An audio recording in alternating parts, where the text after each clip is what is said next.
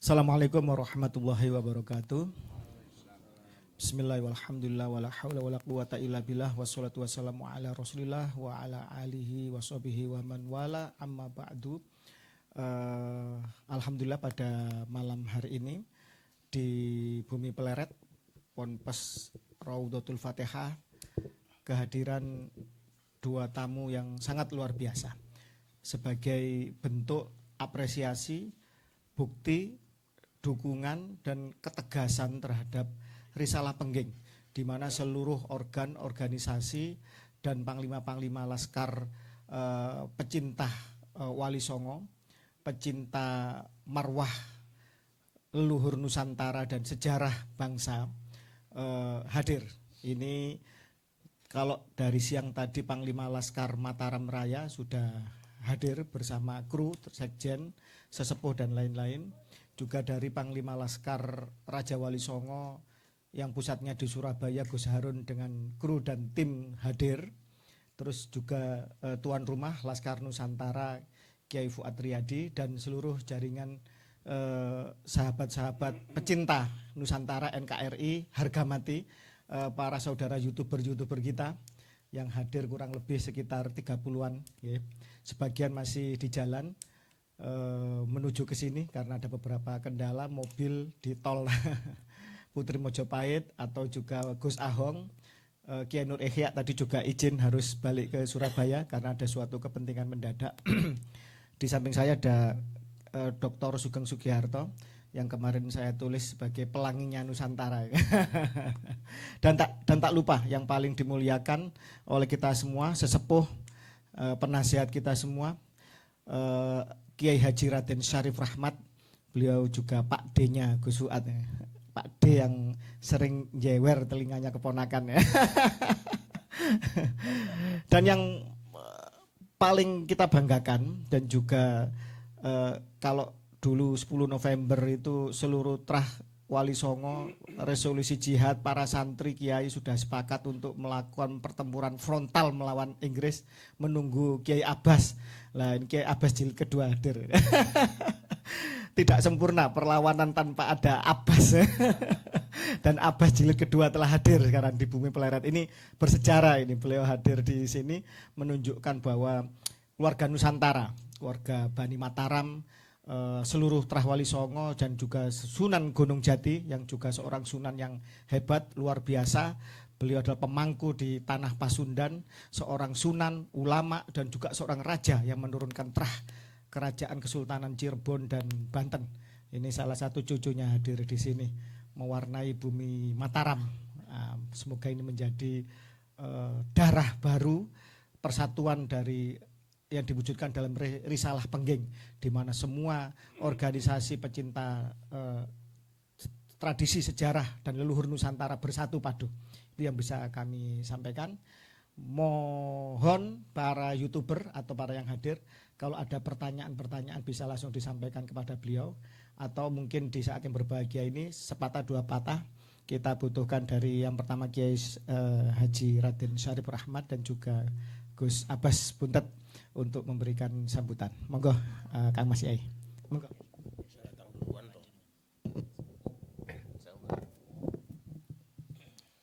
Assalamualaikum warahmatullahi wabarakatuh.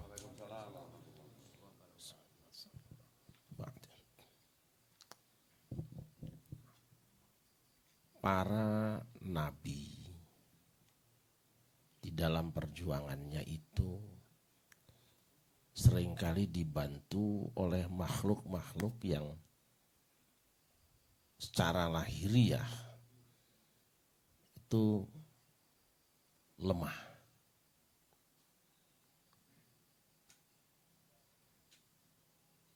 Nabi Nuh menang karena dibantu oleh air. Nabi Ibrahim menang karena nyatanya menangnya bukan karena kekuatan dia sendiri, tetapi ada nyamuk yang masuk telinganya Namrud. Nabi Musa menang juga dibantu oleh tongkat. kayu yang sudah kering sekelas kayu bakar. Nabi Sulaiman berhasil juga karena dibantu oleh hewan-hewan. Bahkan beliau termasuk yang pluralisme. Setan saja dimasukkan dalam kabinetnya. Tapi profesional.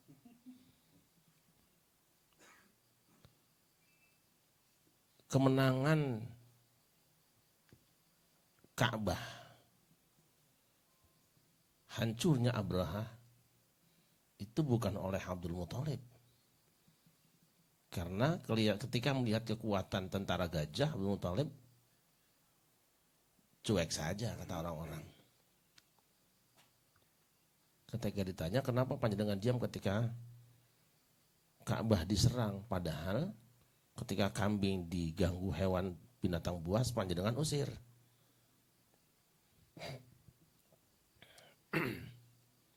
Beliau mengatakan Ka'bah itu ada yang ngurus sendiri. Kalau binatang ternak memang aku yang merawatnya. Dan ternyata Allah Subhanahu wa taala menugaskan burung ababil. Artinya sebenarnya Allah tidak butuh dengan Nabi Nuh, tidak butuh. Tidak butuh dengan air. Dengan Nabi Nuh. Karena toh menangnya kena air. Allah tidak butuh dengan Ibrahim, nyatanya matinya juga musuhnya dengan nyamuk kok. Allah tidak butuh dengan Musa, nyatanya matinya pakai tongkat kok. Dan seterusnya. Tapi Allah ingin tahu mana di antara orang-orang yang hidup yang mau mendaftarkan diri masuk dalam barisan menjemput kemenangan. Nah kita hari ini, bangsa Indonesia sedang menghadapi tantangan besar. Yaitu yang sudah kita bahas setiap hari. Untuk memenangkan Indonesia, Allah tidak butuh Syarif Rahmat. Allah tidak butuh dengan Gus Fuad. Allah tidak butuh dengan Gus Fakih. Allah nggak butuh dengan Gus Abbas. Allah juga tidak butuh dengan Kiai Mufid atau Dr. Sugeng. Allah bisa menghancurkan musuh-musuhnya dengan dia sendiri. Tetapi Allah membuka pendaftaran. Karena nanti di hadapannya ada catatan orang-orang yang turut menjemput kemenangan itu. Bisa jadi kemenangan itu melalui hal-hal yang kita anggap sepele. Nah, YouTuber ini adalah pasukan. Pasukan yang sudah disiapkan Allah juga untuk meraih kemenangan. Insya Allah, yang membuat kita menang itu bukan karena kuatnya. Musa tidak pernah menduga bahwa tongkatnya bisa jadi ular. Tidak pernah mimpi bahwa tongkat itu bisa pecahkan 12 mata air. Dan tidak membayangkan bahwa dia bisa belah lautan. Tidak membayangkan sama sekali. Tapi karena dia sudah bersentuhan langsung dengan sang pejuang, justru kemenangan itu keluar dari yang dianggap lemah. Saya kira itu ya. Kebetulan besok malam ada haul Mbah Munawir, itu kerabat kita di sini. Bagi teman-teman YouTuber yang masih ada di Jogja, bagus kalau bisa rawuh di Kerapia, nyambung. Saya kira itu saja, tidak panjang-panjang. Saya ya sekedar ikut rame-rame aja. Sekedar ikut senang bahwa mimpi dan angan-angan ini sudah mulai terwujud. Tadi majalah sudah dibagi nggih. Mohon Gus majalah. Majalah apa? Pada suka. Karena sesungguhnya saya tuh berdoa cukup lama. Ya Allah, Indonesia kok koyong ini. Sudah saya bedah masalah dengan seminar tingkat nasional. Enggak muncul-muncul. Artinya bahwa yang hari ini kumpul itu memang sudah dipilih oleh Allah. Sudah pilihan. Kita tidak akan mempersoalkan tentang pilkada, tentang pemilu, tentang pilpres, gak ada soal. Silahkan masing-masing kita berbeda, silahkan masing-masing kita punya pilihan. Kan mobil itu ada 3. Yang pasti mau mobil yang nomor 1, nomor 2 atau nomor 3, jurusannya sama, kita akan ziarah Wali Songo. Itu kuncinya. Tolong difahami bagi yang tidak sependapat, ini bukan soal kita. Sama dengan tadi ketika diberikan hidangan sate kambing, beliau dengan saya tidak makan sate kambing. Jangan dicela kalau tidak doyannya itu. Jangan dicela, namanya gak doyan. Tapi apapun kita, wis kadung jadi tim perjuangan untuk Wali Songo dan NKRI, selalu berbicara, selalu saling silaturahim. Soalnya kita mudah sekarang sudah bisa pakai WA, bisa pakai handphone.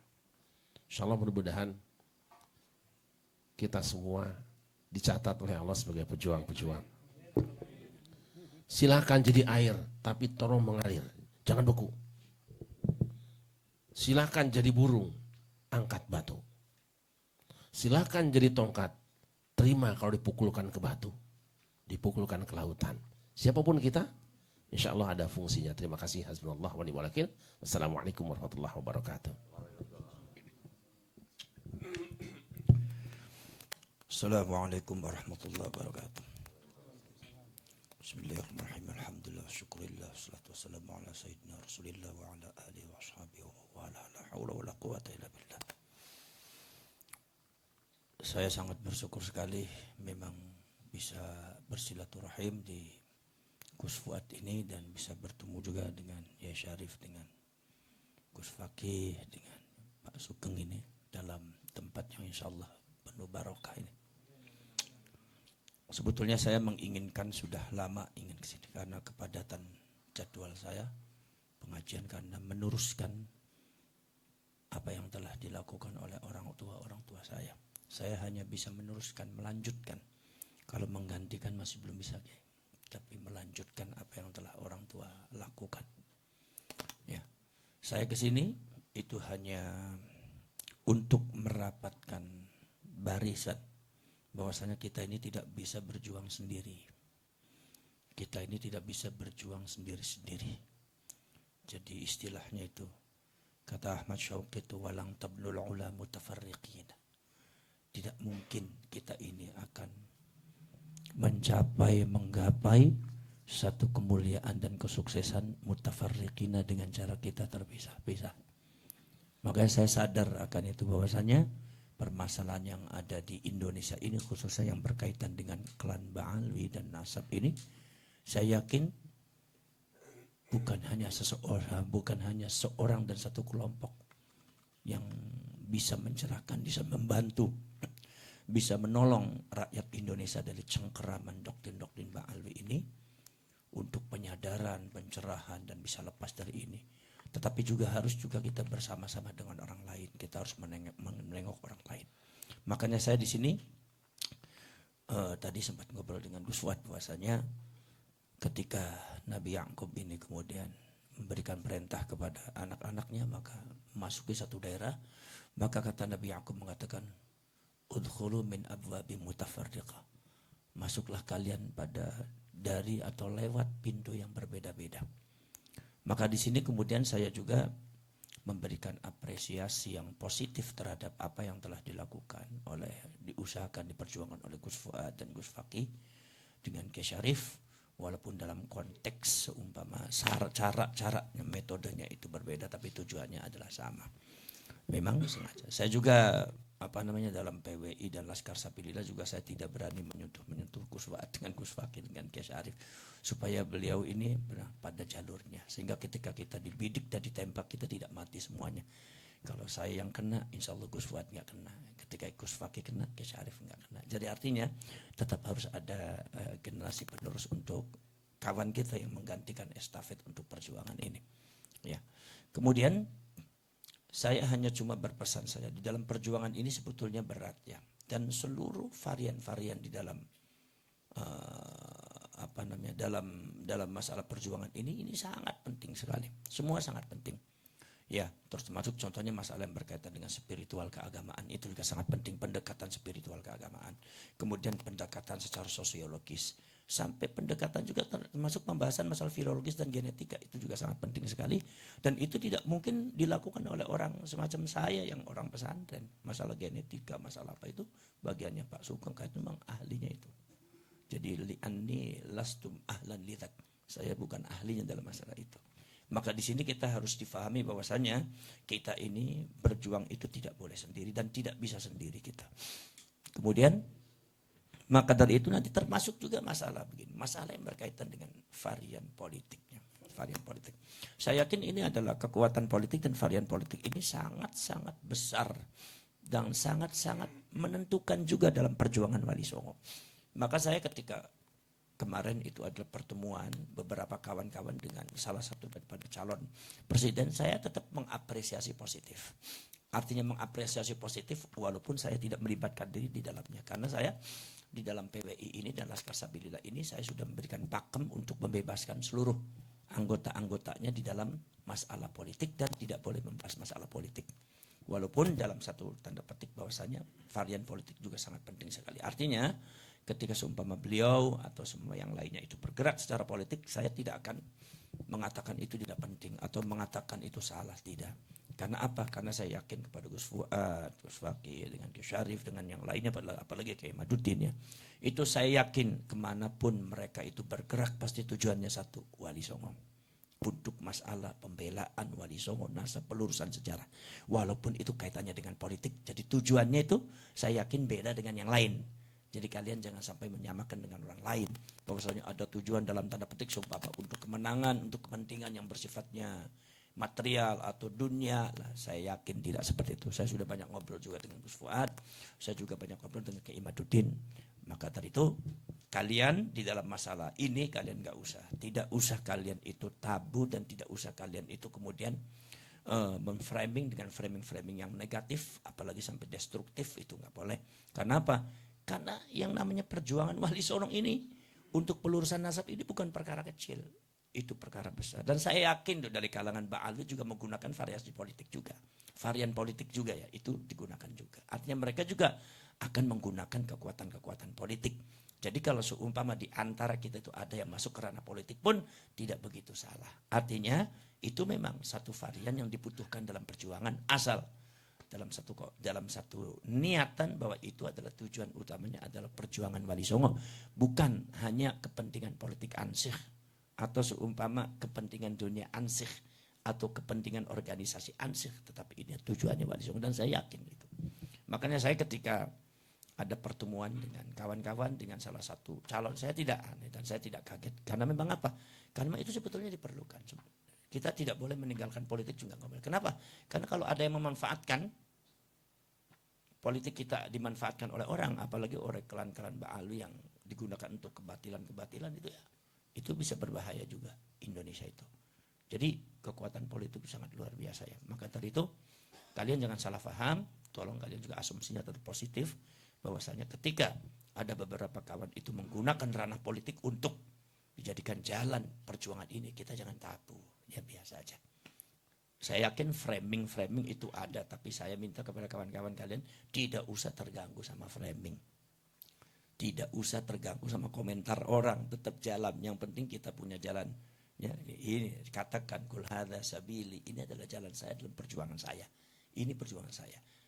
Ketika orang itu kalau framing kan begini, seumpama ada orang mendekati salah satu calon presiden, itu kan pikirannya orang kan kadang-kadang menyamakan dengan dia dan kelompoknya dia, bahwa kepentingannya kepentingan dunia lah, kepentingan inilah, sehingga framingnya itu ya tidak jauh dari itu. Ya, makanya disangkanya juga Gus Fuad seperti itu, Ki Imad seperti itu. Itu sebetulnya mereka itu bukan membicarakan Gus Fuad dan membicarakan Ki Imad, itu sedang membicarakan pribadinya dia sendiri. Sebetulnya kalau seandainya kita mau jujur bahwasannya memang varian politik itu sangat penting, cuma karena orang itu di dalam memilih calon-calon presiden itu kita itu berbeda-beda, sehingga kita harus ada strategi untuk menjaga persatuan dan kesatuan. Makanya di sini biar PWI nanti netral. PWI, saya mengatakan PWI tidak bicara politik. Jadi PWI fokusnya masalah yang berkaitan dengan pelurusan sejarah. Ya, kalau seumpama ada yang bicara politik itu adalah urusan pribadi. Karena di PWI juga berbeda-beda, Gus. Ada yang milih ini, ada yang milih ini. Ya, ada yang yang penting eksesnya itu. Ya kan sekarang kan ekses daripada politik ini kan sampai masya Allah kadang-kadang masuk ke ranah agama gitu kan. Orang yang kadang-kadang ada orang setelah waladhdallin nggak mau nyebut amin tuh kan. Gara-gara begitu sholat itu waladhdallin imamnya nggak nyebut amin, gara-gara saya bukan pendukung amin katanya. Ada yang kadang-kadang begitu tahiyat nggak mau satu karena mendukungnya dua jadi jari-jarinya dua gitu. Jadi ketakutan ekses seperti ini yang kita harus benahi ya.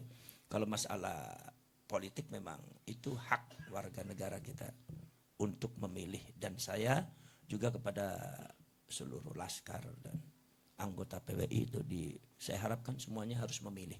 Sebagai warga negara harus memilih, dan saya bebaskan kalian memilih siapapun. Saya pernah ditanya, Gus, calon presiden yang terbaik menurut sampean siapa? Ya, saya bilang ada. Siapa? Calon presiden yang terbaik menurut saya adalah calon presiden yang dipilih oleh kalian. Itu yang terbaik. Cuma kan yang terbaik itu kan ada dua. Ada yang terbaik mayoritas, ada yang terbaik minoritas. Nah, biasanya yang jadi yang mayoritas. Nah, yang minoritas nggak jadi. Tinggal kita ya udah sama-sama terbaik kok. Jadi artinya ini kan jawabannya Kiai pesantren, Kiai NU kan biasanya ngeles seperti itu. Maksudnya apa? Dalam rangka tetap menjaga perasaan, perasaan karena bagaimanapun berbeda-beda. Ya, kita tidak menutup kemungkinan karena kita ini perjuangan harus bersama, harus menyatu. Sementara ada beberapa fenomena-fenomena di Indonesia itu yang kadang-kadang kita dipaksa untuk berbeda, ya sudah perbedaan itu kemudian jangan dijadikan alasan kita untuk pecah belah gitu. Maka dari itu tetap satu dalam perjuangan. Nanti kalau cuma saya pesan kepada anggota Laskar dan yang lainnya bahwa ketika ada beberapa para pejuang Wali Songo ini kemudian masuk ke ranah politik, maka kalian harus positive thinking bahwa itu yang dimaksudkan bukan kepentingan politik ansih apalagi dunia, tapi tetap mereka itu adalah berjuang dalam koridor perjuangan Wali Songo, cuma melalui varian politik. Jadi tidak sama dengan yang lain. Barang siapa yang menyamakan mereka dengan yang lain, saya tidak tanggung jawab di depan Allah Subhanahu wa taala bagaimana, karena Allah di atas. Allah yang menilai. Walaupun kalau dilihat secara kasat mata mungkin sama ya, banyak orang yang mendekati calon-calon presiden, tapi insya Allah kalau dari para pejuang Wali Songo itu tujuannya tetap satu, memperjuangkan Wali Songo pelurusan masalah sejarah dan masalah negara dan bangsa ini. Jadi tidak lari dari itu walaupun masuk ke arena politik ya. Cuma saya milihnya di tengah. Walaupun saya punya pilihan. Saya punya pilihannya, saya punya pilihan. Udah pilihannya siapa, Gus? Ya rahasia, yang namanya pemilu kan rahasia. Kalau dibuka ini bukan rahasia lagi. Ya. Jadi itu aja mungkin saya harapkan kepada para pejuang Wali Songo, tidak usah bingung dan tidak usah tidak usah mundur hanya karena komentar-komentar. Yang penting kita fokus dalam perjuangan. Kalau memang ini dibutuhkan, jalan. Kalau ini dibutuhkan, jangan. Jalan aja. Ya. Karena apa? Tujuannya Wali Songo itu masih banyak ya, masih banyak membutuhkan satu jalan-jalan dan kekuatan-kekuatan. Amunisinya harus banyak ya. Harus kuat kita itu. Maka dari itu ketika dibutuhkan ini jalan. Kita di dalam masalah perjuangan ini juga perlu, dana juga perlu. Iya. Jadi ketika sumpama kita itu mencari dana, jangan dikira bahwa kita itu perjuangan ini hanya untuk mencari uang, bukan. Tujuannya itu bukan uang, tapi kan di dalam semua perjalanan ini kan kita membutuhkan dana, kan seperti itu. Jadi kalau seumpama ada beberapa orang ditugaskan untuk mencari dana, itu bukan berarti jadi tujuan perjuangan Wali Songo. Sama juga dengan masalah yang berkaitan dengan politik gitu ya. Jadi bukan, itu hanya katalisator aja. Dia hanya jalan aja. Hanya jalannya aja untuk itu yang harus kita jalani. Karena apa? Karena kita masih memerlukan banyak kekuatan-kekuatan yang besar untuk mendobrak ya pemikiran-pemikiran masyarakat Indonesia yang khususnya tentang masalah yang berkaitan dengan klan Ba'alwi ini yang banyak seumpama disalahgunakan oleh mereka, termasuk juga masalah sejarah kan eksesnya sekarang ya, seperti masalah Majapahit dengan Mataram dengan Syarif Abdul Karim di framing oleh Belanda seperti ini sehingga terjadi gap antara Cirebon dengan Mataram itu kan. Gapnya kan masih terasa dulu-dulu itu kan. Kenapa? Ya karena karena Belanda itu ngerti ketika Belanda tuh memerlukan keraton ya caplok aja keraton memerlukan varian politik nasional ya masuk aja. Nah Belanda tidak mau tahu tuh bagaimana komentar. Artinya apa? Bahwasanya yang namanya kekuatan politik itu sebetulnya sangat penting sekali untuk itu ya. Tapi kita tetap harus menjaga kesatuan dan persatuan sebagai para pejuang Wali Songo ini. Jangan kita kemudian tabu terhadap perbedaan-perbedaan politik. Jadi jangan dipermasalahkan. Yang penting saya yakin Gus Fuad, Gus Fakih, Kiai Imaduddin, walaupun seumpama beliau itu mengadakan pendekatan dengan beberapa calon, saya yakin beliau itu tujuannya adalah satu, dalam rangka memperkuat posisi perjuangan Wali Songo di masa yang akan datang. Itu aja. Jadi kalian pikirannya yang konstruktif ya. Jangan sampai salah paham gitu ya. Ya. Assalamualaikum warahmatullahi wabarakatuh. Baik, sebelum kami lempar ke Gus Fuad, dari Kiai Syarif Rahmat tadi patut disimpulkan sebuah tamsil yang luar biasa bahwa dalam berjuang jadi apapun, dalam posisi apapun, di tempat manapun, dalam waktu apapun adalah mulia, penting, dan berguna bagi bangsa ini. Seberapapun yang kita lakukan. Jadi tidak penting apa posisi kita, tapi di situ kita melakukan apa. Di situ kita bermanfaat sebagaimana yang kita cita-citakan bersama. Sementara dari Gus Abbas sangat gamblang, sangat konkret bahwa ranah politik adalah suatu ranah yang penting, yang sebenarnya hanya menjadi wasilah atau alat bagi sebuah perjuangan. Dan ketika kita menyadari bahwa mungkin saja sebagian keluarga Wali Songo mendukung capres nomor 1 atau nomor 2 atau nomor 3, yakinlah bahwa semuanya untuk tujuan yang sama, yaitu melakukan pilihan untuk tujuan mulia yang sama, yaitu menegakkan marwah Wali Songo dan leluhur Nusantara, sejarah Nusantara. Dan saya yakin tidak ada yang bermental inlander di situ. Yang di 01 misalkan, secara jejak digital mengatakan bahwa Ba'alwi yang radikal berkumpul di sana, mendukung di sana. Maka Bani Wali Songo yang ada di 01 akan berhadapan dengan diametral di internal situ. Yang Ba'alwi yang garis moderat, katanya cinta NKRI, tapi banyak merubah sejarah Nusantara, sejarah leluhur Nusantara. Ada di 02. Maka Bani Wali Songo yang ada di situ akan berhadapan dengan diametral juga, dengan tegas, narasi yang tegas, bahwa mereka yang didukung menggunakan Ba'alwi sebagai foot getter itu sama sekali tidak menguntungkan bagi posisi, bagi suara mereka. Karena itu justru akan menjadi antipati dan perlawanan dari pribumi Nusantara yang sementara ini nyata-nyata diperkosa sejarahnya oleh mereka. Demikian juga ketika ada sebagian dari keluarga Wali Songo itu merapat ke 03 dengan segala narasi tegasnya karena dianggap yang paling minim adanya Ba'alwi di situ, juga bagian dari perjuangan dan hanya sebagai wasilah, bukan sebagai tujuan utama, hanya wasilah, hanya sebagai perantara, sebagai sarana. Dan perjuangan itu banyak dimensinya, tidak hanya di level politik. Siapapun yang menang, tetap perjuangan harus tetap berjalan. Itu kesepakatan dan komitmen kita bersama. Dan disitulah Risala Pengging, persatuan dari seluruh organisasi dan laskar, pecinta Wali Songo, pecinta Nusantara, pecinta marwah leluhur kita semua itu bersatu padu. Monggo Gus Fuad ditambahi. Assalamualaikum warahmatullahi taala wabarakatuh.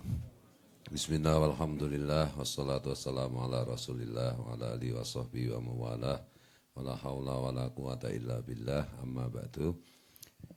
Bergembira sekali saya dan keluarga serta santri-santri yang di belakang Gus ini.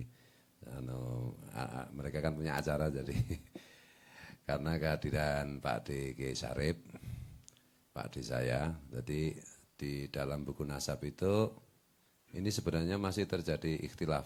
Apakah saya manggil Pak D atau Mbah atau Mas itu.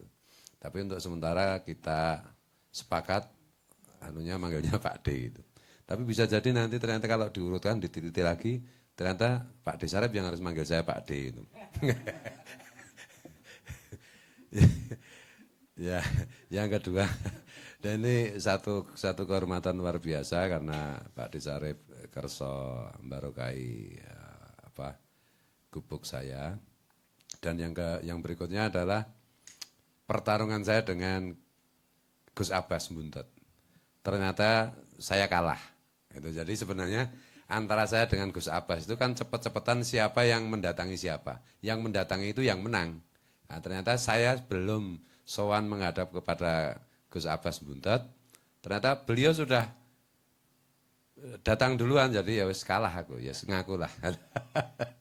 Dan tadi juga sempat berbincang-bincang mengenai perjumpaan keluarga saya dengan keluarga Gus Abbas. Gitu. Jadi saya dulu masuk ke makam Sunan Gunung Jati yang ternyata leluhur saya.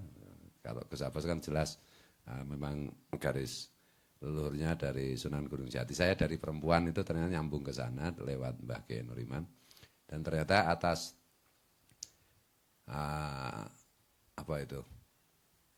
syafaat Gus Abbas ini ternyata saya bisa masuk ke makamnya Sunan Gunung Jati dalam keadaan hampir mustahil untuk masuk karena makamnya sedang direnovasi oleh PBB waktu tahun 2012 itu. Saya masih ingat benar bahwa ya atas wasilah beliau ini saya bisa masuk dan itu sejarahnya agak panjang gitu. Nanti mudah-mudahan kita bisa elaborasi di lain kesempatan. Pada intinya malam ini saya diliputi oleh rasa bersyukur dan kebahagiaan yang meluap-luap karena kehadiran Pak D. Sarip dan kehadiran Gus Abbas. Jadi di dalam kekalahan itu ternyata ada kebahagiaan yang meluap-luap gitu. Yang berikutnya saya memaknai apa yang disampaikan oleh Gus Abbas. Ini mohon maaf Gus Abbas kalau keliru dalam saya menafsirkan penghentian panjenengan mengenai Gus Abbas berulang-ulang menyampaikan mengenai Wali Songo. Jadi dalam pemaknaan saya yang dimaksud Gus Abbas dengan Wali Songo itu adalah bangsa dan negara kita, bangsa Nusantara ini. Bahkan bukan hanya Indonesia, termasuk Malaysia, termasuk Filipina, itu kan bagian dari Nusantara. Karena Wali Songo lah, kehadiran Wali Songo lah yang kalau dalam bagi pemula agama Islam yang menjadi perantara untuk penduduk Nusantara ini mengenal agama Islam. Dan warisan Wali Songo lah yang sedikit atau banyak dan saya yakin sangat banyak yang membentuk keindonesiaan hari ini dengan konsep Bhinneka Tunggal Ika, Pancasila, Undang-Undang Dasar 45 dan NKRI. Jadi kalau Gus Abbas menyampaikan Wali Songo itu sebenarnya menyampaikan tentang putra-putri bangsa Nusantara dimanapun berada, apakah di Jawa, apakah di Sumatera, apakah di Kalimantan, di Sulawesi, di Papua, di Maluku, dan lain-lain, adalah penerus dan pewaris dari apa yang sudah diberikan dan diwariskan oleh Wali Songo. Mohon maaf Gus kalau saya keliru memaknai. Jadi supaya tidak salah paham, saya menjelaskan ini kepada YouTuber. Kadang-kadang kan Wali Songo dikira Jawa aja, enggak Nusantara itu. Kira-kira begitu yang bisa saya sampaikan dan sekali lagi terima kasih yang teramat sangat kepada Pak Desarif dan Gus Abbas yang malam hari ini berkenan rawuh hadir untuk memberikan keberkahan kepada pondok pesantren saya bersama yang semua yang terlibat di sini, santri, para nyai. Ini harus digarisbawahi para nyai gitu. Pak Desarif tersenyum. Dan tentu saja masyarakat di sekitar ini. Jadi di sini itu yang mondok cuma sekitar 50-an orang, Gus. Pak D. Tapi kalau santri lajon, kalau ngumpul semua ya bisa 5.000-an orang. Jadi ada acara-acara tertentu, saat-saat tertentu ketika kita kumpul gitu. Ingatan dan mohon doanya kepada Pak Desarif dan khususnya dan kepada Gus Abbas agar kita senantiasa istiqomah dan fid dunya wal akhirah kita adalah saudara di dalam lindungan naungan Rasulullah sallallahu alaihi wasallam. Wallahul muwaffiq ila aqwamit thoriq. Assalamualaikum warahmatullahi taala wabarakatuh. Mungkin masuk ke ini. Saya harus ngomong apa ini? Dr. Sugeng, alhamdulillah malam ini diiringi oleh permaisuri dan putra-putrinya. Ya. Jadi jauh-jauh dari Jakarta berlibur di Jogja. Jadi alhamdulillah saya juga diiringi permaisuri Sarah. Permaisuri dari Pasuruan. Monggo, Mas Dr. Sugeng. Assalamualaikum warahmatullahi wabarakatuh. Ini perjumpaan saya kedua dengan Kiai Sarif. Ya, saya merasa terberkahi dan perjumpaan pertama dengan Kiai Abbas. Kalau orang Jawa bilang bungah lah gitu. Nah, kalau masalah kalau tentang Balawi ini saya sudah sampaikan terakhir kali para kiai. Jadi kita tuh sampai saya bicara genetika itu untuk menghentikan fitnah terhadap Fatimah RA karena suaminya cuma satu gitu ya. Kalau bukan kita yang membela keluarga Nabi, siapa lagi gitu. Dan kedua karena Wali Songo juga nenek moyang keluarga kami. Kalau saya sih setahu saya dari garis perempuan ya. Tapi tetap kan moyang kita gitu ya. Ya kita juga yang menghargai mengangkat kehormatannya. Siapa lagi kalau bukan keturunannya. Ya itu saja sih, saya nggak terlalu banyak bisa bicara ya, bukan terlatih berkhotbah soalnya. Saya harus cukup sampai di sini. Terima kasih. Wassalamualaikum. Keturunan Wali Songo berapa kira-kira menurut statistik? Ya bisa jadi hampir seluruh Indonesia keturunan Wali Songo, kita hitung aja kalau tiap generasi lipat 2, mungkin sudah 15 generasi itu kawin-mawin sama sepupu. Jadi hampir seluruh rakyat Indonesia itu cucunya Wali Songo, cuma banyak yang tidak tahu jalurnya.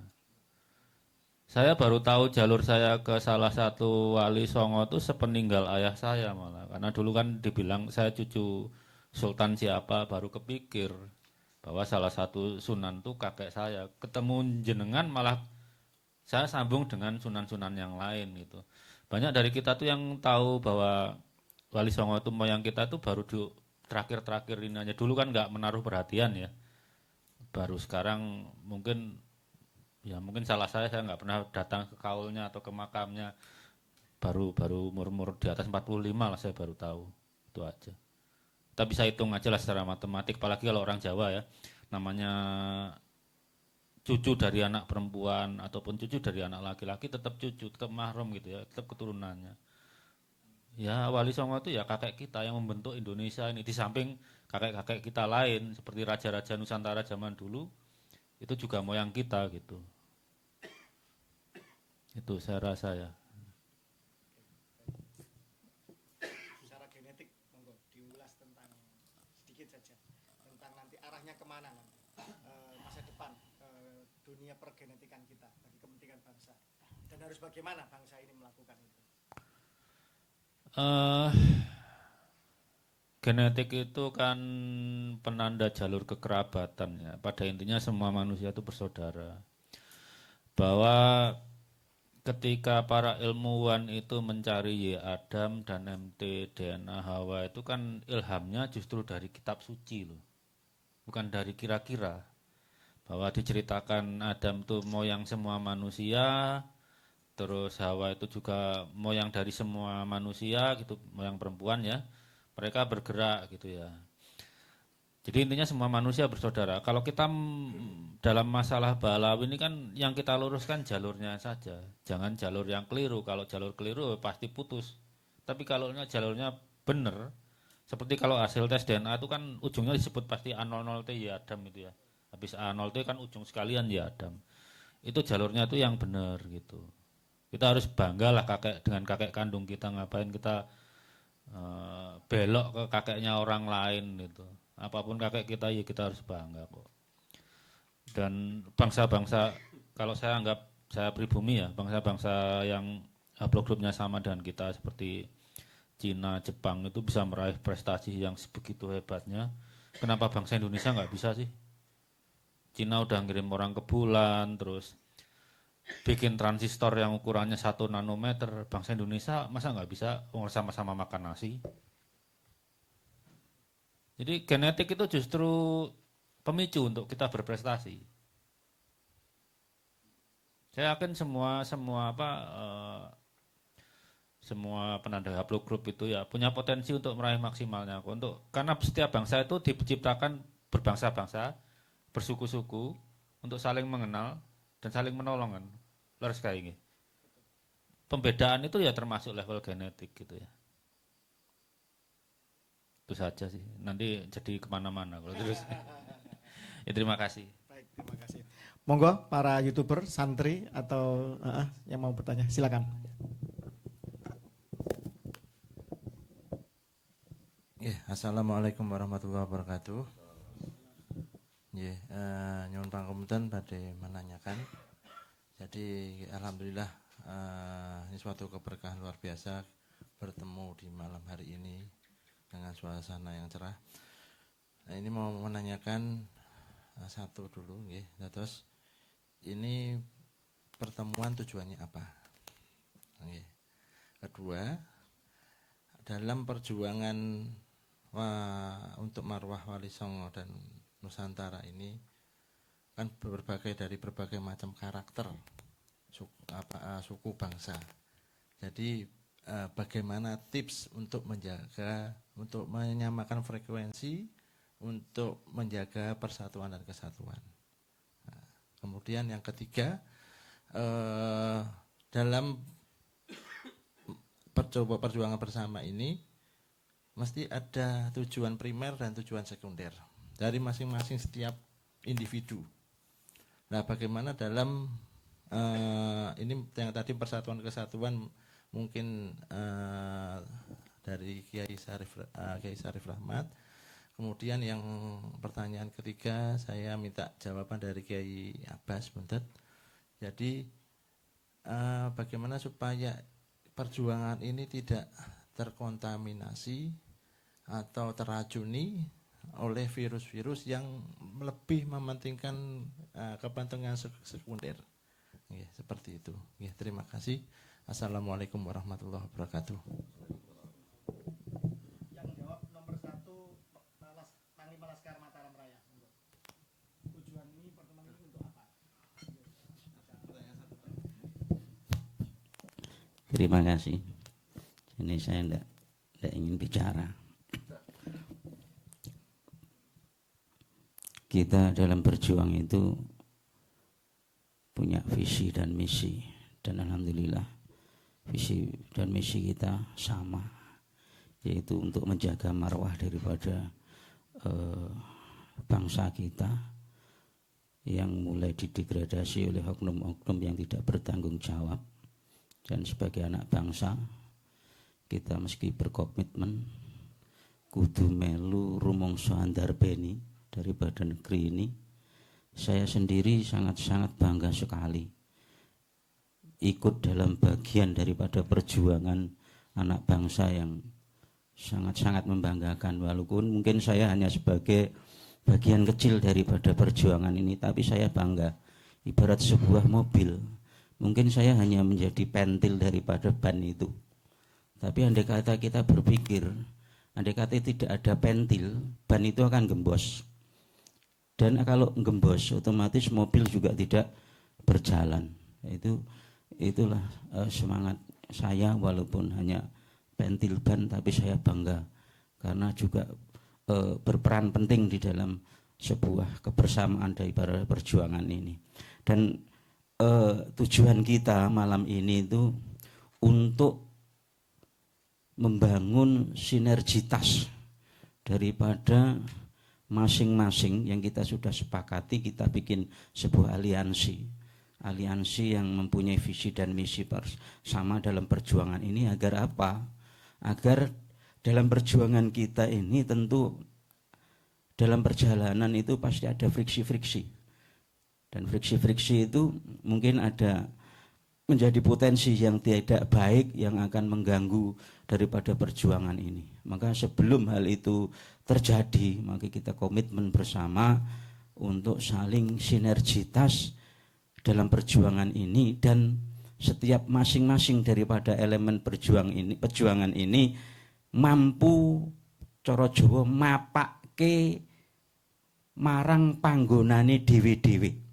Sing dadi sopir ya mampu sebagai sopir, yang jadi roda ya mampu sebagai roda, yang jadi bensin ya mampu menjadi bensin, yang sekrup dan lain sebagainya, berada dalam posisi masing-masing dan satu sama lain tidak merasa lebih unggul daripada yang lain, karena nyatanya andai kata rodanya tidak ada anginnya tidak bisa bergerak. Semua komplit, tidak ada sopir yang menjalankan juga tidak bergerak. Jadi tujuan malam kita ini adalah menyamakan sinergitas daripada elemen-elemen perjuangan ini supaya mesin perjuangan bisa berjalan, mempunyai daya dobrak yang lebih kuat, sehingga apa yang kita cita-citakan itu adalah akan terwujud karena kita berjuang bersama-sama. Ono abot podo di gotong, ono sing enteng ya podo dijinjing. Itu kita lakukan kenapa adanya pertemuan malam ini, karena ini sangat-sangat krusial supaya agar oknum-oknum yang tidak bertanggung jawab, yang suka framing itu dengar ini sudah mental, ora wani, sebab kita sudah satu kata, seia sekata, seanu untuk perjuangan kita ini. Jadi ojo coba mereming, kami sudah sehati dan kami tidak akan pindah ke lain hati. Itu saja yang terakhir kami sampaikan. Assalamualaikum warahmatullahi wabarakatuh. Ya, saya hanya menambahi saja bahwa pertemuan ini tujuannya adalah menyatukan visi, menyamakan persepsi dan asumsi, dan menempatkan masing-masing diri kita pada tempatnya masing-masing, dan menyamakan sebuah asumsi bahwa ketika kita berbeda kita tidak harus terpecah belah. Bahwasanya seperti tadi Ahmad Syauqi mengatakan, walang tabdul ula mutafarriqina, kita tidak akan bisa membangun sebuah keluhuran dengan cara kita terpecah belah. Terpecah belah dalam artian adalah kita yang sifatnya destruktif, yang menghancurkan. Sementara kalau seandainya Nabi Ya'qub mengatakan udkhulu min abwabin mutafarriqah, itu ada mutafarriqah. Artinya apa? Ketika kalian masuk, maka masuknya dari pintu-pintu yang berbeda-beda. Jadi pintunya yang berbeda-beda, tapi perbedaan jalan dan pintu ini jangan membuat kita mutafarriqina, jangan membuat kita itu terpecah belah. Maka harus diadakan sinergitas ya pada waktu ini. Maka nih pertemuan hari ini adalah mudah-mudahan menyamakan persepsi dan memaklumi dengan keadaan kita masing-masing, bahwasanya masing-masing kita itu sedang menyusun kekuatan masing-masing gitu ya. Kalau Gus Fuad mungkin ada kekuatannya, kemudian Gus Fakih dengan Gus Syarif juga. Nah kalau saya sendiri seumpama saya pernah ngobrol dengan Gus Fuad, Gus, kalau saya itu lebih pada memperkuat organisasi dulu. Organisasi, nanti saya organisasi kita 20%, baru kita punya agenda yang sangat besar. Tapi saya harapkan panjenengan harus begini. Saya harapkan panjenengan Gus Fakih seperti ini, Gus Syarif seperti ini. Jangan berhenti dengan itunya. Tapi nanti ketika panjenengan perlu ada topangan dari bawah, maka ini kita akan menggunakan. Jadi semuanya adalah masing-masing pada fungsinya masing-masing, berbeda-beda tapi untuk satu tujuan itu. Saya kira itu, dan itu harus difahami oleh semuanya, harus dimaklumi. harus dimaklumi, harus diketahui oleh semuanya, maka harus ada pertemuan ini. Pertemuan ini dalam rangka menyamakan persepsi kita, supaya bahwa kita itu seperti ini, seperti ini, seperti ini. Seperti saya tadi jelaskan masalah yang berkaitan dengan politik juga begitu.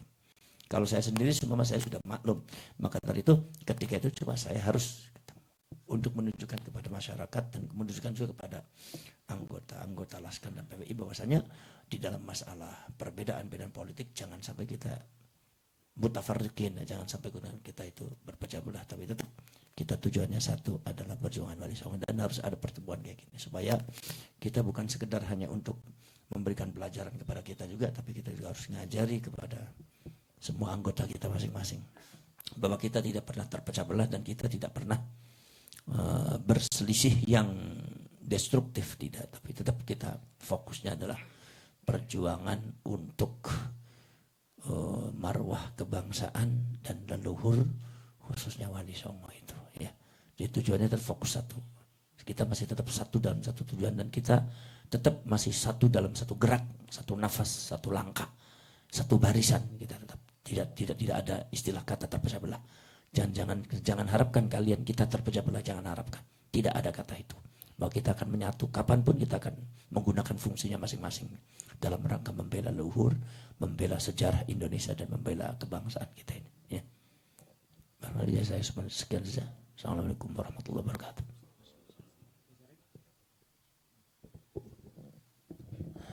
Dulu tuh ada nenek-nenek tua itu. Umumnya kalau orang tua kan tidak punya kegiatan apa-apa kecuali tidur, buang air. Tapi nenek-nenek ini konon malah memintal benang. Orang-orang sekitar bingung bagaimana dia harus memasukkan benang yang begitu banyak sedangkan tenaganya sedikit, tangannya bergetar. Pandangannya rebunan, kurang pendengaran. Tetapi anehnya sang nenek ini bisa menyelesaikan dengan rapi menjadi selembar kain yang sangat indah. Kaget orang sekitar.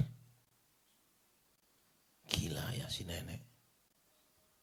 Sudah lemah, rabunan, tangannya gemetaran, tapi bisa merapikan pintalan benang menjadi lembar kain yang indah. Baru saja kagum sebentar, tiba-tiba mereka dikagetkan karena apa? Itu lembaran kain yang indah itu diboyarkan kembali sedikit-sedikit. Kata orang-orang, lu kenapa ini? Mereka baru sadar ketika sang nenek selesai membuyarkan kainnya itu malah tertawa terbahak-bahak. Pantes nenek ini rajin, tapi di akalnya ada sesuatu. Berkenaan ini Allah menasihati kita. Wala takunu kallatina qadatu qazlaha min ba'di quwwatin ankatha tattaqiduna imanakum yaqulama an takuna ummatun hiya arba'ah min ummah. Innama yablukum lebih.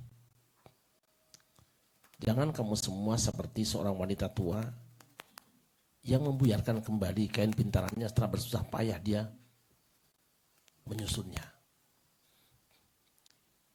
Indonesia ini kayak benang. Berapa ribu pulau, berapa suku, berapa agama. Dulunya buyar. Ada kerajaan-kerajaan, ada perang antar suku.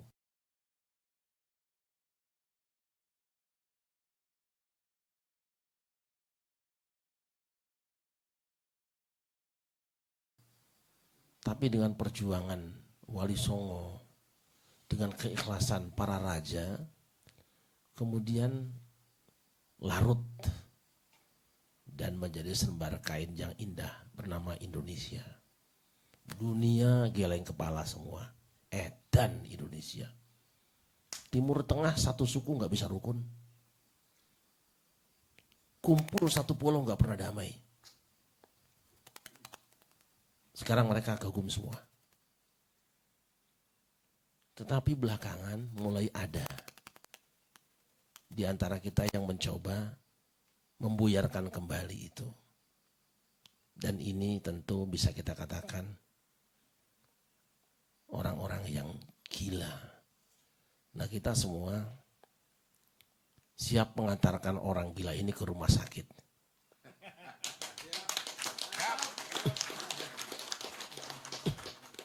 Tidak peduli. Kenapa mereka kok ada yang seperti itu? Berani merusak. Antakuna ummatun hiya arba min ummah. Arba itu nanti bisa dengan aksar atau kasir banyak. Bisa juga punya kekuatan besar. Ini gara-garanya kamu itu yang tadinya lemah sudah merasa kuat, seenaknya merusak lembaran. Yang tadinya lemah, kemudian diterima dan disambut, dilayani, lalu dipanggungkan besar-besar, merasa berhak untuk merusak bangunan Indonesia. Ini orang gila dan kita rawat sebenarnya.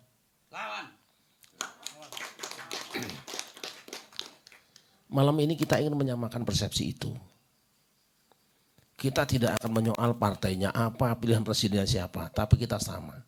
Kita akan naik kendaraan, boleh beda, boleh sama. Yang pasti kita akan berkunjung ke Wali Songo dan kita akan sowan kembali ke Keraton Mataram. Kalau perlu Majapahit kita kunjungi. Mohon dimaknai itu aja. Terima kasih. Assalamualaikum warahmatullahi wabarakatuh. Ada pertanyaan lain? Monggo. Monggo dari yang lain. Mas Rifki, monggo silakan. Udah. Assalamualaikum warahmatullahi wabarakatuh. Nama saya Jaini, Ketua Maleser Internasional. Saya mau nanya sama Mbah Mufid yang belum bicara dari tadi. Gimana Mbah caranya punya keberanian yang keren banget kayak Mbah. Terus nyali yang tanpa batas gitu. Terus ada pertanyaan juga dari subscriber saya. Ini urusan nasab ini nggak finis-finis. Kayaknya di situ-situ aja. Jadi finishnya kayak gimana sih Bang? Endingnya ntar kayak gimana Bang? Padahal sebenarnya kan target, menurut saya target Pak Kiai dan kawan-kawan tuh udah sampai gitu. Bahwa sampai sekarang kan kita nggak pernah ngeliat lagi Habib ngehomoin orang, terus Habib menjinahi orang, Habib segala macam. Sebenarnya itu targetnya udah tercapai gitu. Cuman saya ini kan sering nonton film India. Jadi kalau film India tuh kalau ada permasalahan ujung-ujungnya berantem, ending sampai habis-habisan gitu. Jadi orang Indonesia tuh sama kayak gitu Pak Haji. Jadi Pak Kiai, Pak Haji. Jadi pengennya tuh tuntas, beres, selesai gitu. Apa sudah siap berantem? Enggak, saya emang nggak bisa berantem, saya kan pecinta. Enggak. Terus saya minta ini juga buat calon presiden yang akan datang. Dulu kan Gus Dur pernah ngomong, masa depan Indonesia itu ada di tangan kiai-kiai kampung. Siapapun Anda yang akan jadi presiden, tolong kiai-kiai kampung nanti digaji. Tolong ada uangnya, jadi kiai-kiai kampung itu fokus untuk ngedidik akhlak anak-anak kita semua. Jadi nggak ada lagi tuh pesantren-pesantren yang nggak bersanat, apa segala macem. Jadi anak-anak, saya pernah masukin anak saya pakai ke pesantren. Jadi stres apa segala macam. Jadi kalau udah ngeliat tulisan Arab tuh trauma. Wah, suruh bangun pagi apa segala macam. Kalau kiai kampung kan, waktu dulu saya entar saya kebanyakan ngomong, udah sampai situ aja deh. Gitu aja pakai.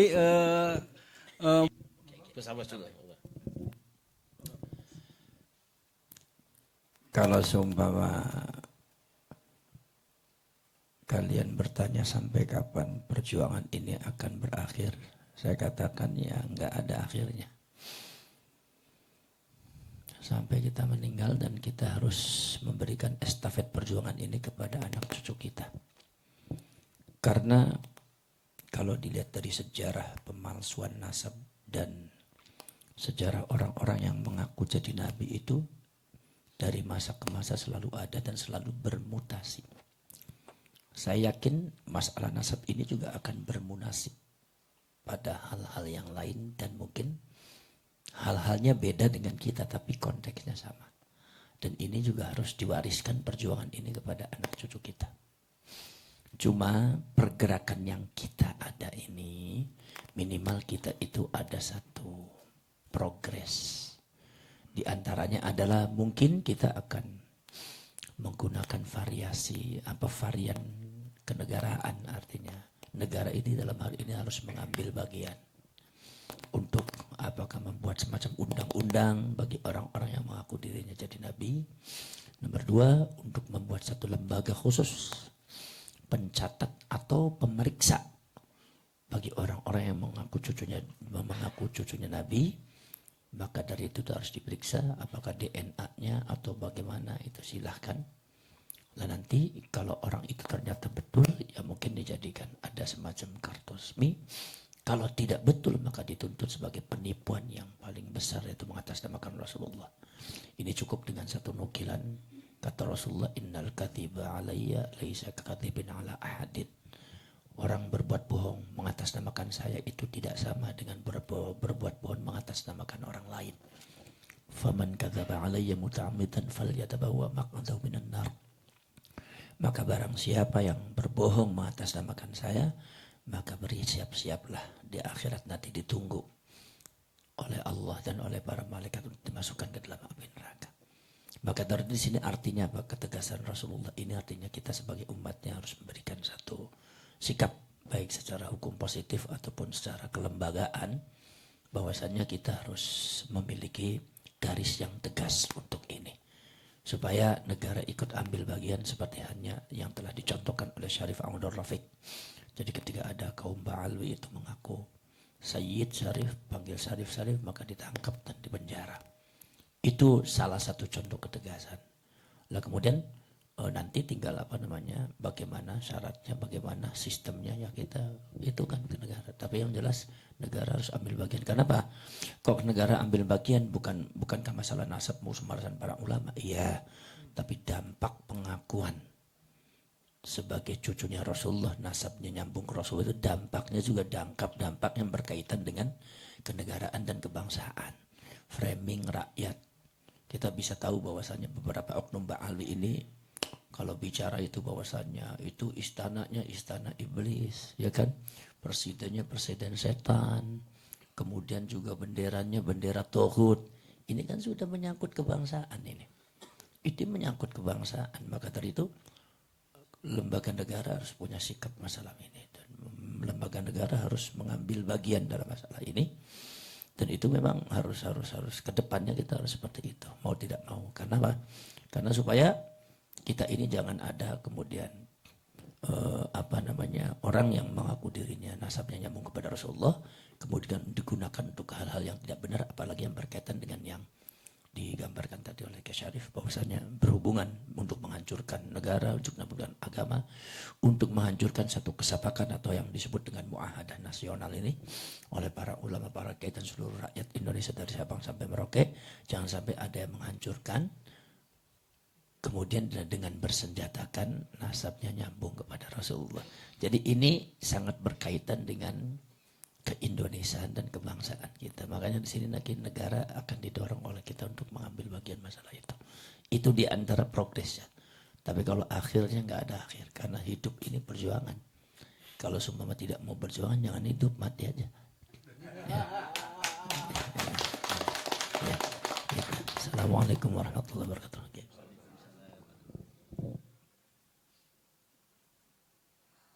Ketika Rasulullah SAW mengajak manusia supaya sujudnya menghadap Ka'bah, orang-orang Yahudi demo, nggak terima. Kenapa? Mestinya kan kita kalau berkiblat itu ke tempat yang paling tua di bumi. Dan yang paling tua di bumi, kata Yahudi, itu Baitul Maqdis. Ini sudah syuhrah wal istifadah.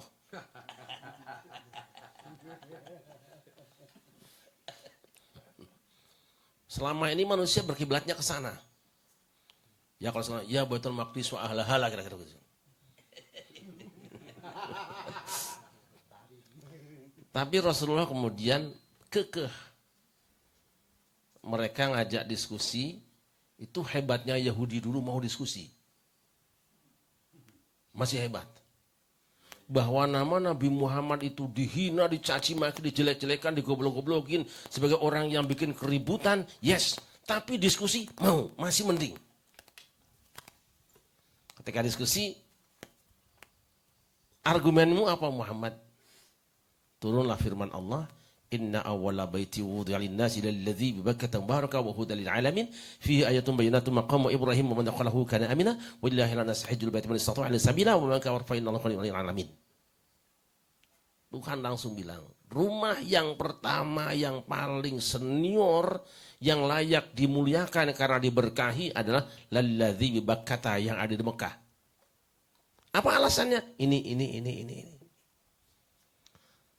Mereka sama sekali tidak bisa menolak argumen ini. Keok semua. Bungkam semua. Tapi apakah ikut Muhammad? Tidak. Kita nggak ada urusan. Terima atau tidak terima, wajib kita wa ma alaina illal balaghul mubin. Kita sampaikan. Nah, mudah-mudahan di zaman ini masih ada yang mau dialog.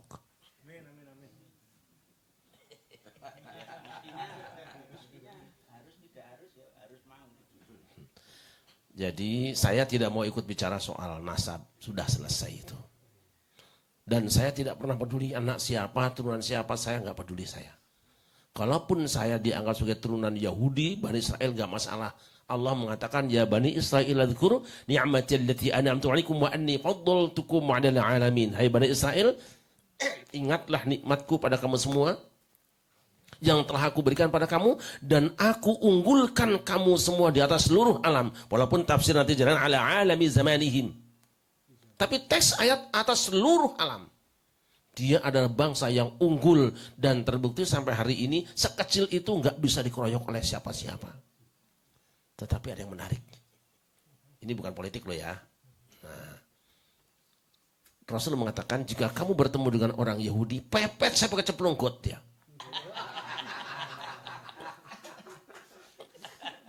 Tapi berkenaan dengan orang Cina, utlubul ilma walau bisin, cari ilmu walaupun sampai negeri Cina. Jadi kalau mau bisnis jangan dengan Yahudi Amerika, bisnislah dengan Cina. Dan ngaku tidak ngaku beliau masih ada turunan Cina. Ya? Raja Islam pertama di Indonesia, Raden Patah, adalah Cina. Yang kita pakai baju koko ini baju Cina. Tofu, tahu, tekwan. Apa lagi itu? Bakso, batik. Encang, cingnya, babeh, emak, itu bahasa Cina. Kalau teteh itu bahasanya Cinangka. Artinya begitu loh ya. Ini kenapa Indonesia sekarang merebut bisnisnya negara ngambil lewat dengan Cina, tidak dengan Amerika. Ini sudah benar. Dan tidak ada satu negeri pun yang kuat berhadapan dengan Cina. Mekah, Madinah, semua jualan barang made in China. Jadi kalau kita hari ini banyak kerjasama dengan Cina, barang-barang Cina, ya sebetulnya kembali kepada Mbah Putri kita semua sebenarnya. Saya tidak mengatakan bahwa tidak boleh dengan Amerika, tapi kita tahu sendiri kan kelakuannya mereka seperti apa. Tapi kalau hari ini Indonesia memutuskan kerjasama dengan Cina, nyatanya Raja Salman juga berangkat ke Cina juga. Indonesia memang hebat, kita lebih dulu daripada mereka. Jadi kesimpulannya adalah saya tidak bicara soal nasab silsilah, itu sudah selesai. Tapi nanti mungkin teman-teman bisa rumuskan apakah kan sudah diundang juga, apakah diundang atau mungkin satu saat nanti Gus Abbas, Gus Fuad dan Gus Fakih juga Pak Sugeng dengan yang ahli ini, saya nggak akan ikut campur, bisa masuk di televisi, sampaikan statement. Kalau dulu Bung Karno, kami bangsa Indonesia, dengan ini mengatakan kemerdekaan Indonesia. Nanti kalimat ganti, kami. Nah, kemerdekaan dari apa gitu loh. Hari ini, dukung ini. Kami mau bikin rumah sakit. Baik, saya kira itu ya. Mohon maaf ya, mohon maaf. Jazakallah. Ada pertanyaan lain? Yang jelas pertemuan ini harus diadakan terus ini nanti. Yang berikutnya mungkin dibuntat ini. Giliran. Monggo, ada pertanyaan? Sudah? Low tes. Assalamualaikum warahmatullahi wabarakatuh. Waalaikumsalam warahmatullahi wabarakatuh.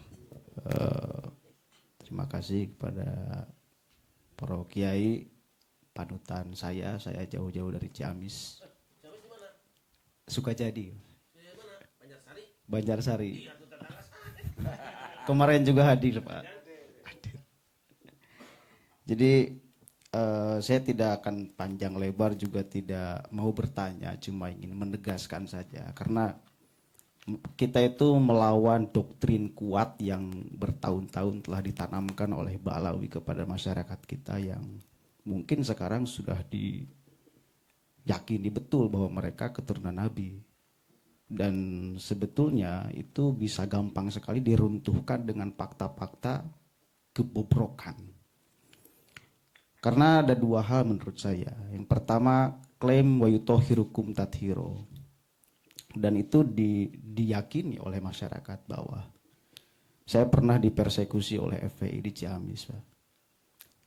Para pendukungnya itu luar biasa. Bahkan karena saya ngomong Rizik Syihab tidak pakai Habib, dan itu marahnya luar biasa. Saya mencoba datang ke ketua FPI di sana, berharap ada dialog pikiran dengan pikiran. Ternyata enggak. 5 menit ngomong manusia dengan manusia. Setelah 5 menit entah apa. Udah. Sudah bukan jadi manusia, diam aja. Artinya itu doktrin kan sudah sangat kuat melekat di masyarakat. Padahal fakta-fakta misal ada di Cirebon itu yang Habib yang mencabul itu kan, itu fakta. Artinya klaim wa yutahhirukum tathiro itu batal. Dan mohon maaf, kemarin saya mendampingi salah satu korban KDRT dari seorang Habib juga. Saya datang ke Jakarta melakukan konferensi pers dan diwawancarai oleh satu televisi. Saya mengatakan di sana, ketika mereka mengatakan Nabi mewariskan 2 hal, Kitabullah wa itrati ahli baiti, dan mereka mengatakan bahwa klaim kesucian. Saya mengatakan saya batalkan klaim kehabiban. Cuma itu diedit, Kiai. Saya lihat nggak ada kalimat itu tayang. Mungkin takut juga televisi. Ya makanya saya sepakat ada instrumen politik yang masuk. Bahkan saya kesini juga salah satu untuk memastikan Gus Fuad ini udah merapat ini. Saya ingin memastikan ini apa tujuan dan maksudnya. Ternyata alhamdulillah saya dijelaskan dengan panjang lebar oleh Kiai Abbas, dan saya yakin serta percaya betul bahwa perjuangan akan tetap berada di garis lurus. Assalamualaikum warahmatullahi wabarakatuh. Yang lain? Monggo. Dari Papua, datang jauh-jauh. Tadi mohon maaf, majalah udah kebagian semua belum? Majalah pada suka tadi. Bisa ya? Yang belum dapat bisa ditambahin. Kita bawa sedikit masih. Kalau tidak ada, maka ditutup doa oleh Kiai Syarif Rahmat, nanti sama Kiai Abbas estafet. Monggo. Al-Fatihah.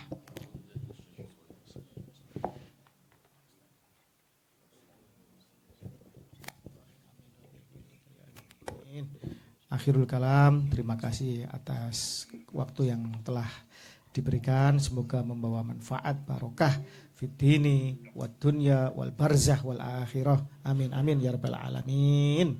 Untuk pertemuan selanjutnya semoga bisa dilaksanakan dengan lebih baik, lebih gayeng, lebih banyak yang hadir, membawa agenda yang jauh lebih penting dan strategis. Insya Allah nanti dibuntet, nggih, bersedia, nggih. Insya Allah para YouTuber diundang dan semua nanti moga-moga ada pertemuan yang tamu-tamu kehormatan lain yang lebih penting juga. Matur sembah nuwun, wa muwaffiq ila aqwamit thoriq. Wassalamualaikum warahmatullahi wabarakatuh. Mohon maaf teman-teman YouTuber, barangkali nanti saya ingin komunikasi. Mohon dicatat nomor handphone saya, nanti panjenengan kirim nama YouTube-nya dan nama lengkapnya serta tempat tinggalnya. Nomor saya 0813 1935 5203. Saya ulangi 0813 1935 5203. Saya Syarif Rahmat, tinggal di Pondok Cabe, Tangerang Selatan. Terima kasih.